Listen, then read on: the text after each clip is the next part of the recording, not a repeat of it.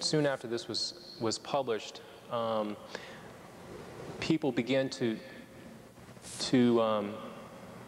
criticize the work on the basis of, well, sure, it looks like a face, but so what?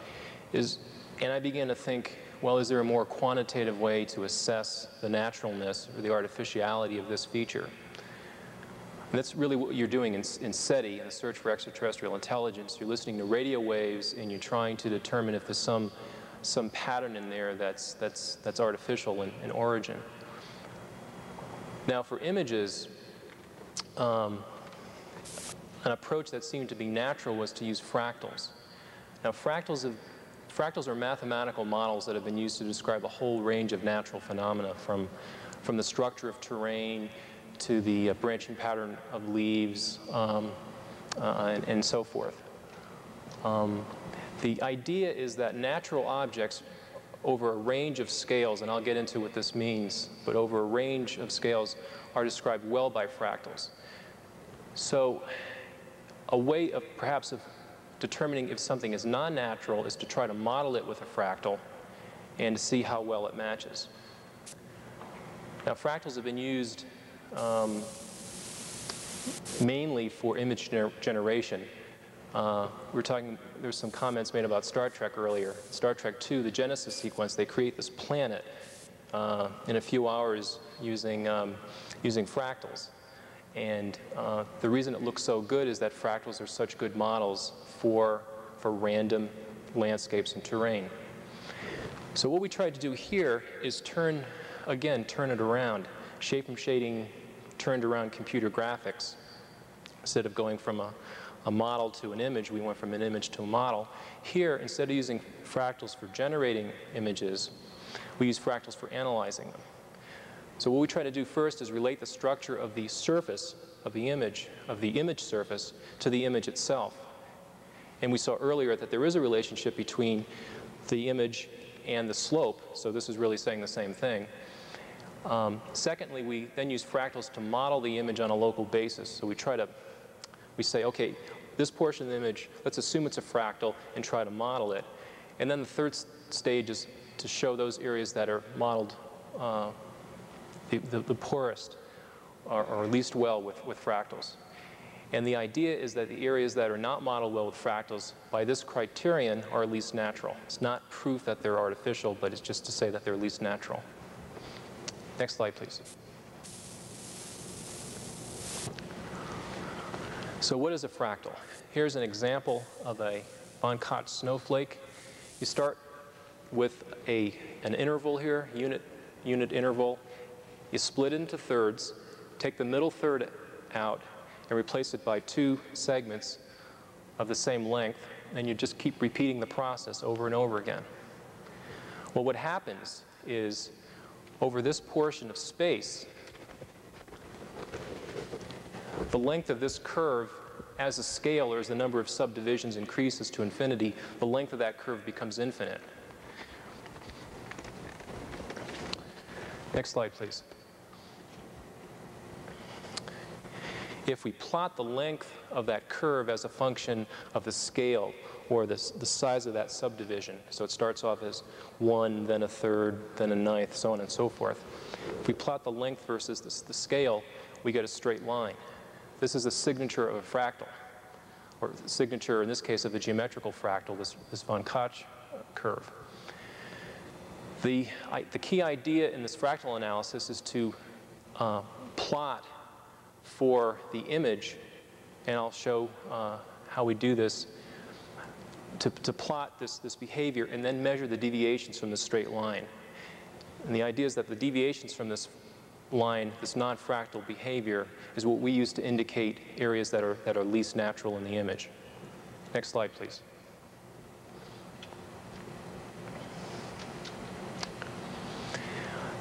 The von Koch snowflake is a geometrical fractal. It's exact. It's geometrical. Nature isn't that way. Nature has a certain randomness. And a type of fractal that's been used very successfully for modeling natural phenomena is fractional Brownian motion. And there's a couple of ways of characterizing it.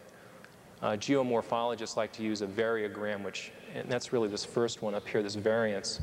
And this says that the statistics of a surface vary in a certain way. And I won't get into the details here. But all of these things essentially boil down to, if you plot the variance, or you plot the surface area, or you plot the power spectral density, you end up getting straight lines. There's been some work done. Mark and Aronson have shown that fractional Brownian surfaces are good models for terrain at scales less than about 1 kilometer. What happens as you go to larger scales, you start getting mesoscale and phenomena like crustal processes folding, which tend to be periodic. But over small scales, fractals are very good models. And this suggests why fractals work so well, like in Star Trek II. Next slide, please.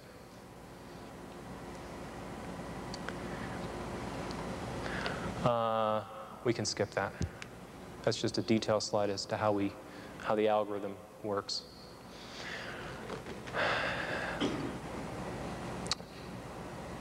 To start with, I should point out that this technology was developed for detecting man-made objects in terrestrial imagery and aerial photographs, looking for enemy tanks.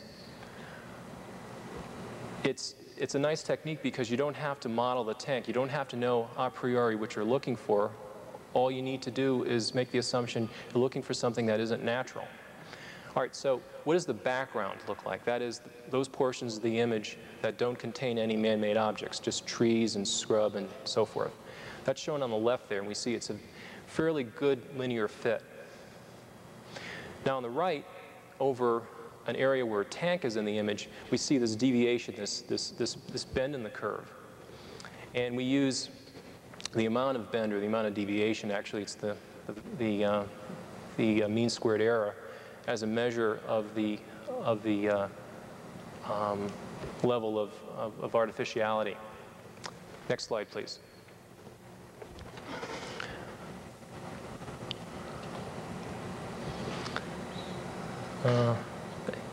Yeah, that's good.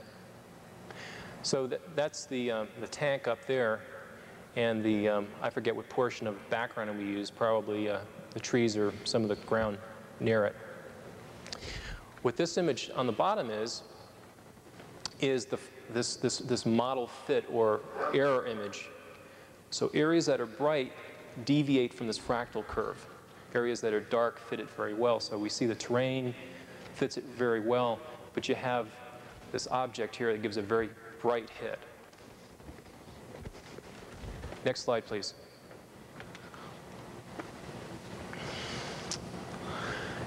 Did the same thing to Mars. Actually, the technique was developed before I got involved in this, but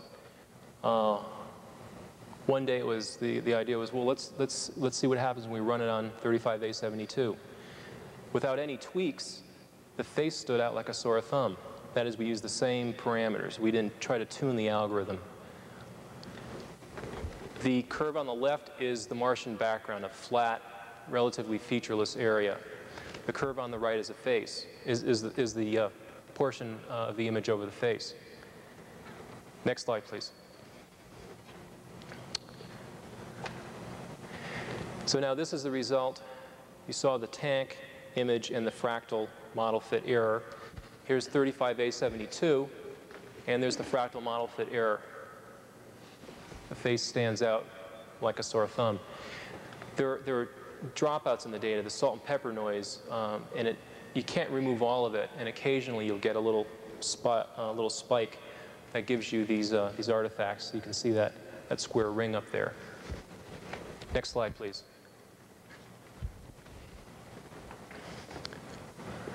This is 7813. We have a strong hit on the face, but you see we have a number of other hits as well. In a paper I published on this in the Journal of the British Interplanetary Society, I show how this effect happens for images that have a higher sun angle. Essentially, with a higher sun angle, a lot of the detail washes out, and your ability to differentiate the natural and man-made objects or man-made areas, this is in terrestrial imagery, is reduced. And we see the same thing happening here on Mars. The important point, I think, is that we've got strong hits on the face in both.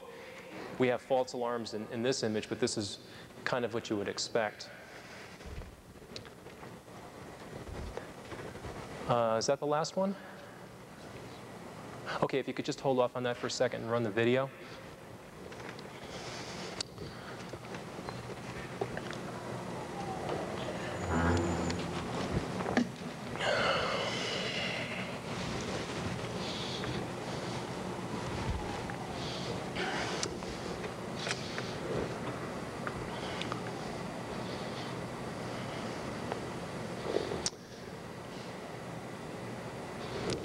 A fractal flower. But now to something more realistic. This is fractional Brownian motion in 2 dimensions. This is a noise, FBM noise that's illuminated. It's treated like a surface. It was illuminated from below. Here's an oblique view of that. Kind of looks like rugged mountains. Now we can simulate what it's like to fill it with water up to a certain level. And you see these islands. I think they've been called Koch Islands. Kind of looks like the Greek islands, very rugged, volcanic looking. This is a Landsat image in Central America. And the town of Esteli is near the middle. This is the fractal model fit error. Actually, Esteli is down here. Now, if we pull out the brightest areas, we get a hit over Esteli. People have said you should try this on some of the desert, images of more arid parts of the world. Have you tried it over Egypt with the pyramids? Well, the pyramids are too small. There's not a lot of features on Earth that are large enough to work with Landsat imagery like this. These results you saw earlier. Actually, this is after thresholding. So that was 35A72. This is 7813.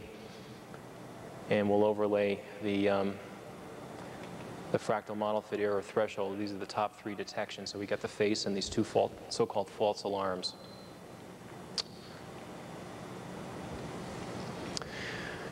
I performed this analysis over 35A72 and 4 adjacent frames that I had. And the face was found to be the least natural, or least fractal object over that entire area. So the face had the biggest hit. An object in the city was second. That fortress, this feature down here, was third. But when I reduce the picture for the slide, you lose it. And then as you start lowering the threshold further, you get some of the other objects. I'll just go on to point out some other unusual objects. This is a couple 100 kilometers southwest of the city and face, also in Cydonia region. This is the fractal model fit error. We get a real strong hit on this bowl-like formation.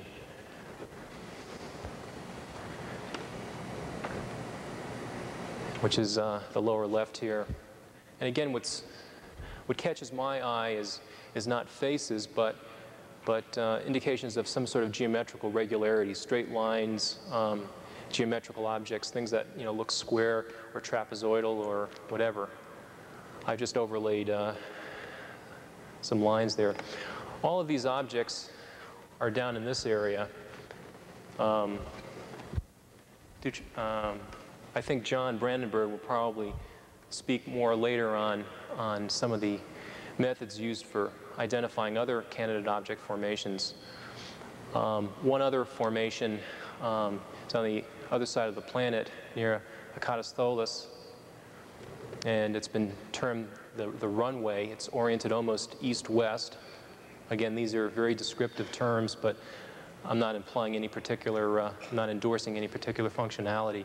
Here's that object, and this is a perspective view obtained by doing shape from shading and generating an oblique view.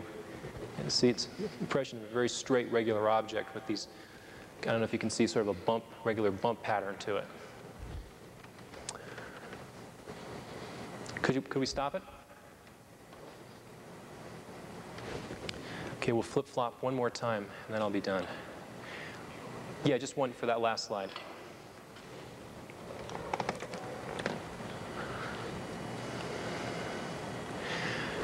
The point of the fractal analysis is not to prove that these objects are artificial. It's another bit of circumstantial evidence that suggests, that's, if you will, tipping the scale towards the possibility that these are artificial objects. The whole point in doing this, when I did it, and I think it's true now, is to try to legitimize the possibility that these are artificial objects so that we can go back with Mars Observer 2 or whatever to get higher resolution imagery. We clearly need that. We need, as has been pointed out several times, we need data. You can only go so far with theory before it turns into speculation, and it's not productive, but we clearly need more data to test this with. So based on shape and shading, on the fractal analysis and other work that's been done, I think these objects are candidates for high resolution images, and that's really been the point of the work that I've done to get it to that point. And I think I said what's in bold. So the last portion of the presentation will just be some colorized animations that I did recently. We can kill the slide and do the video.